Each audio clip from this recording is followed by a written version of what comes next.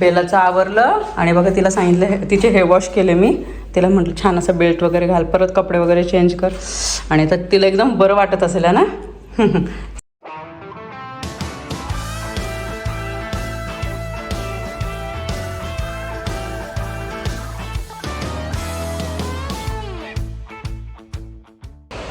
नमस्कार मंडळी, कशा आहात? मजेत आहात ना? नवीन दिवसाची नवीन सुरुवात. तर थंबनेल बघून तर तुम्हाला कळालंच असेल का स्कूल का बरं कॅन्सल झालेले आहेत.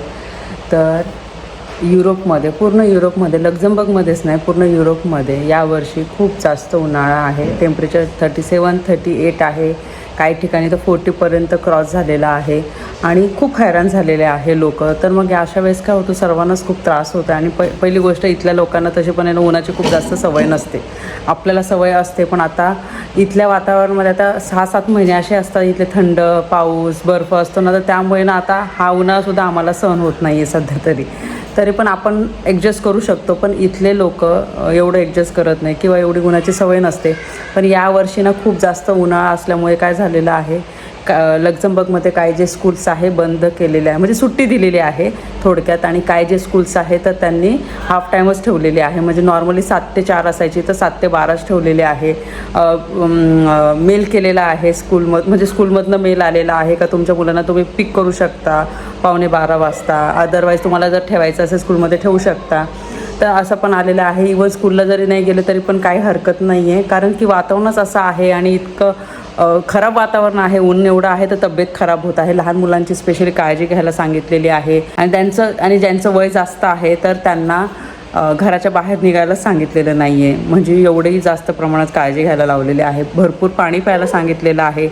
आणि आता मला काय करायचं आहे, परिबेलाच्या स्टडीचं बघायचं आहे. आता त्यांना काही दिवसांमध्ये सुट्ट्या लागणार आहे आणि मग सुट्ट्यांमध्ये त्यांना आहे ना अभ्यासाचं त्याचं कसं काय, परत मग स्पेशली मॅथमॅटिक्सचं तर कसं काय रुटीन ठेवायचं. कारण की सुट्टीमध्ये ना कसं एन्जॉय तर करतात, पण त्यांचा अभ्यास पण करणं इम्पॉर्टंट आहे. कारण की नंतर त्यांची स्कूल स्टार्ट होणार तर त्याच्यासाठी त्यांना नक्की हेल्प होईल. तर चला आता तिला अगोदर काहीतरी खायला देते आणि मग बोलते. स्नॅक टाईम झालेला आहे आणि तिचं खाऊन झाल्याच्या नंतर मग मी कधी स्टडी घेते, कधी मनू स्टडी घेतात. जसं पॉसिबल होतं तसं आम्ही करत असतो. आणि मोस्टली आम्ही फोकस करतो मॅथमॅटिक्स आणि मग इंग्लिश रीडिंगचं जे असतं त्याच्यामध्ये. आणि मग आत्ता तिचा क्लास आहे खाऊन झाल्याच्या नंतर अर्ध्या तासामध्ये. तर तुला क्लास पण जॉईन करायचा आहे, तिचे क्लासेस जे असतात ते. तर ते ती केलं तर मग कसं त्याच्यानंतर मग तिचं रिव्हिजन परत मी एकदा घेणार. मग असं कधी कधी ना आमचं शेड्यूल असतं. तर म्हटलं चला तेच तुमच्यासोबत शेअर करते. आज बेलाचे क्यू मॅथचे क्लासेस आहे. बेला काही दिवसांपासून क्यू मॅथ्सचे मॅथ क्लासेस करत आहे. बेलामध्ये मला तशी खूप प्रमाणात इम्प्रूव्हमेंट बघायला मिळाली आणि बेलाचा मॅथ सब्जेक्ट फेवरेट आहे. क्यू मॅथचे हे जे क्लासेस आहे ते 1-on-1 पर्सनलाइज क्लासेस असतात आणि ट्युटरला माहिती असतं की मुलांचा कोणता वीक पॉईंट आहे. हे जे क्लासेस असतात ते सगळे मॉडिफाईड असतात, जिथे अजिबात रश नसतो किंवा एकदम अशी घाई गडबडसुद्धा नसते, कारण हे क्लासेस पर्सनलाइज आहे म्हणून. आणि इथे अजिबात प्रेशर नसतं आणि मुलांना पर्सनल अटेन्शनसुद्धा मिळतं. त्यामुळे मुलं अजून जास्त कॉन्फिडन्स फील करतात सब्जेक्टमध्ये. आणि हे जे क्लासेस असतात ते ऑनलाईन असतात आणि पॅरेंट्सला अजिबात टेन्शन नसतं. आणि इथे तशी पण खूप थंडी असते, तुम्हाला माहिती आहे. त्यामुळे बेलाला एवढ्या थंडीत क्लासेसला घेऊन जायची गरज पडत नाही आणि ट्रॅव्हलसुद्धा करण्याची गरज पडत नाही. हे क्लासेस इंटरॅक्टिव्ह असतात. यामध्ये टीचर्स मुलांना व्हर्च्युअली स्टिकर्ससुद्धा देतात. किती इंटरेस्टिंग ना. मुलांना पझलसुद्धा शिकवतात आणि रिवॉर्ड्ससुद्धा देतात जेव्हा मुलं चांगला परफॉर्मन्स देतात तेव्हा. आमचा एक्सपिरियन्स यांच्यासोबत तर खूप चांगला आहे आणि बेलाला यांचे क्लासेस तर खूप आवडतात. आणि तुमच्या मुलांना एक्सपिरियन्स घ्यायचा असेल तर एक फ्री क्लास तुम्ही घेऊ शकता किंवा ऑनलाईन क्लासेस जॉईन करू शकता.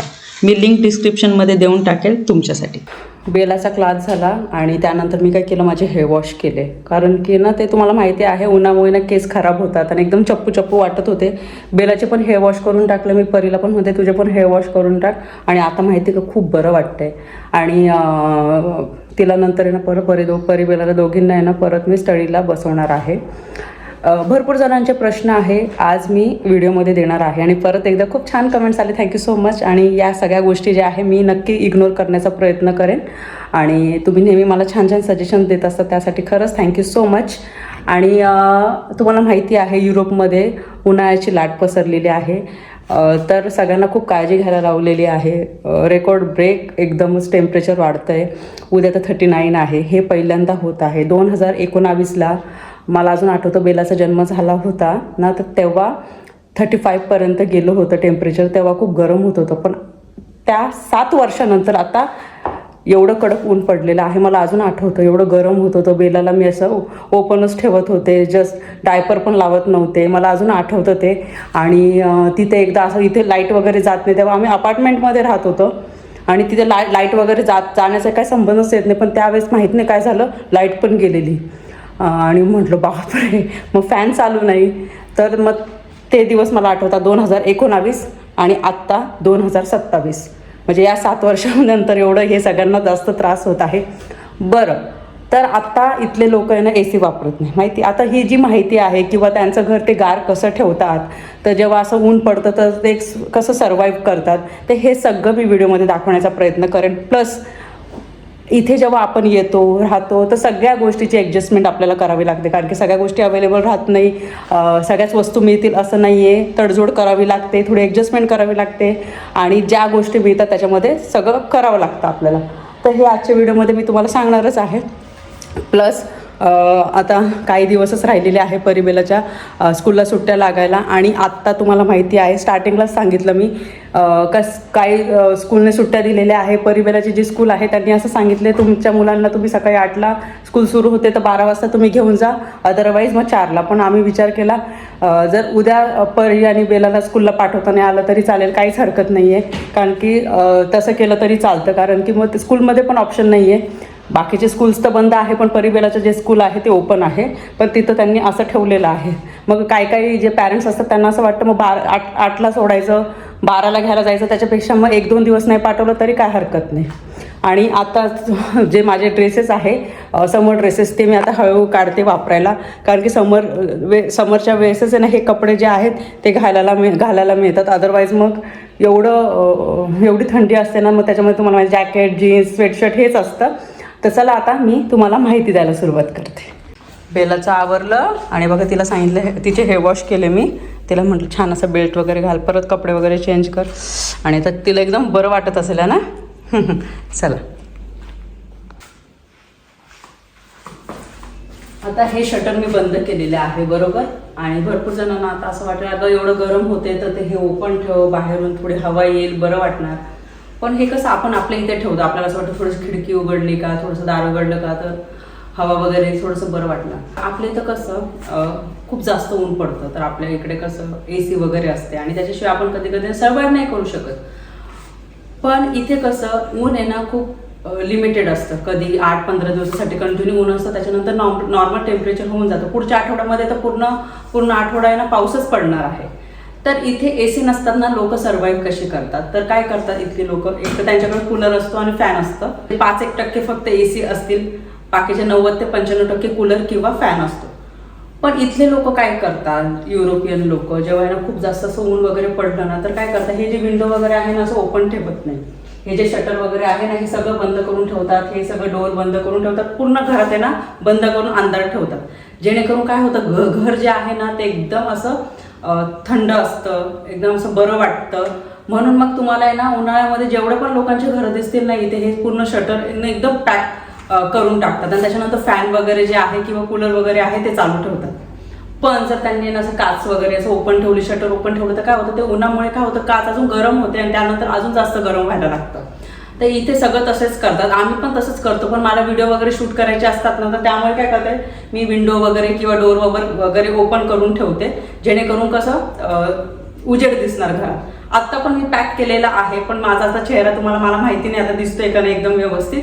पण हे शटर असं बंद करून टाकलेलं आहे. इव्हन समोरची जी खिडकी आहे ना तर ते पण शटर मी बंद करून ठेवते.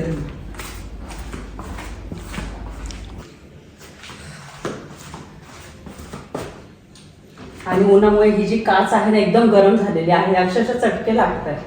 ते शटरने मी बंद करते. आणि शटरमुळे काय होतं माहिती का, ऊन या खिडकीपर्यंत येत नाही आणि ही जी खिडकी आहे एकदम गार होते. आता घर एकदम तुम्हाला आहे ना घरामध्ये एकदम तुम्हाला अंधार दिसत असेल, पण याच्यामुळे घर एकदम थंड राहतं. अंधारामध्ये एकदम मोस्टली असे लोक राहतात दुपारच्या वेळेस. आणि मग नॉर्मल काय जे फॅन वगैरे असेल तर ते चालू ठेवतात. आता फक्त खिडकीच चालू आहे आणि परी म्हणते मम्मा आता हे सगळं बंद आहे ना, त्यामुळे ना एकदम बरं वाटतंय. आता फॅन आणते, आता सोफ्यावर मी बसते फॅन लावून आणि त्यामुळे मग इथे असं सर्वाईव्ह करतात. जेव्हा यांना 10-15 दिवस असं खूप जास्त ऊन पडलं ना, तर असं नाही होत का इथे, असं नाही करत का खूपच जास्त गरम होत आहे, चला मग AC खरेदी करूया. हां, फॅन वगैरे घेतात, कूलर वगैरे घेतात, कारण की ते खूप कमी प्रमाणात यूज होणार असतं म्हणून. आणि नंतर 7-8 महिने इथे थंडीच असते आणि यांच्यासाठी ना हे ऊन म्हणजे खूपच जास्त, म्हणजे खूपच असं जास्त त्रास होतो त्यांच्यासाठी. आणि त्यामुळे मग काय होतं, मग काळजी घ्या, मग फेसबुकला मेसेज येतो, परत गव्हर्नमेंटचे मेसेजेस येतात, हाय अलर्ट आहे, रेड अलर्ट झालेला आहे ॲक्च्युली. मग गव्हर्नमेंटचे मेसेज आल्याच्या नंतर मग ते जे रूल्स आहे ते फॉलो करावं लागतात. जे वयाने मोठे आहे त्यांना सांगितलं तुम्ही तर निघूच नका अजिबात, आणि म्हणजे नेसेसरी ना असं बाहेर निघू नका. जेव्हा काही गरज वगैरे पडली ना तरच तुम्ही बाहेर निघा, अदरवाईज घरातच राहा. आणि मला असं वाटतं आज आहे ना परिबेलाला मी हेअरकट करायला घेऊन जाते, पॉसिबल झालं तर बघूया आणि कसं काय होतं बोलते तुमच्यासोबत. फॅन लावून ना अशी बसलेली आहे मी आणि आता बरं वाटतंय. म्हटलं 15-20 मिनटं बसूया, नाही तर परत मग आपल्याला स्वयंपाक वगैरे ते तर करायचं आहे. आणि तुम्हाला माहिती आहे इथे रात्रीचे 8:30-9 जरी वाजले ना तरी पण एकदम कडक ऊन असतं. 10 वाजता कुठेतरी ना हलकासा ना अंधार पडायला सुरुवात होते, पण मग इथे जेवण तरी पण आमचं लवकर होतं, तुम्हाला माहिती आहे.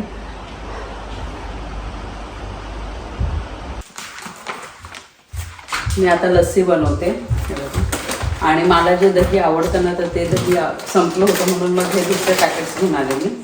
आणि मध्ये मध्ये परिबेलाला भूक लागते तर नेहमी तुम्हाला माहिती आहे मी चिवडे वगैरे बनवून ठेवते.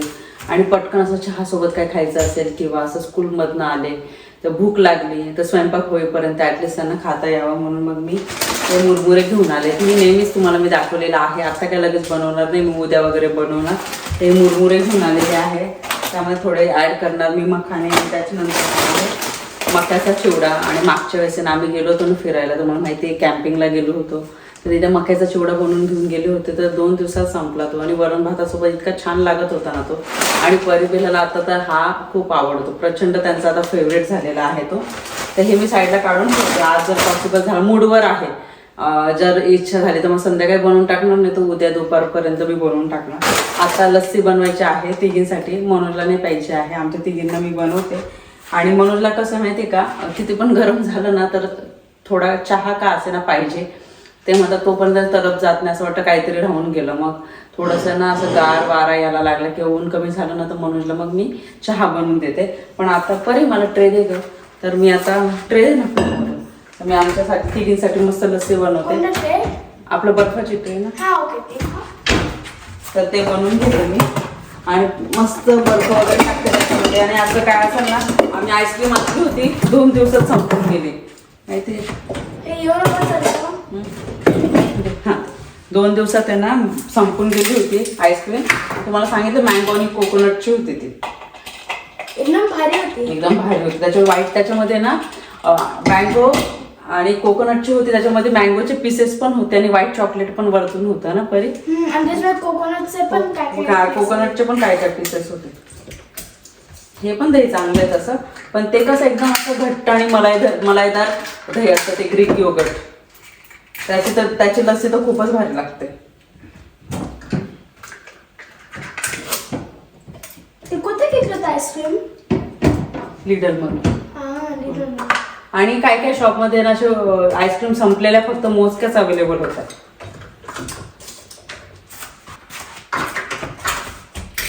त्याच्यामध्ये बर्फ पण टाकलं होते ना.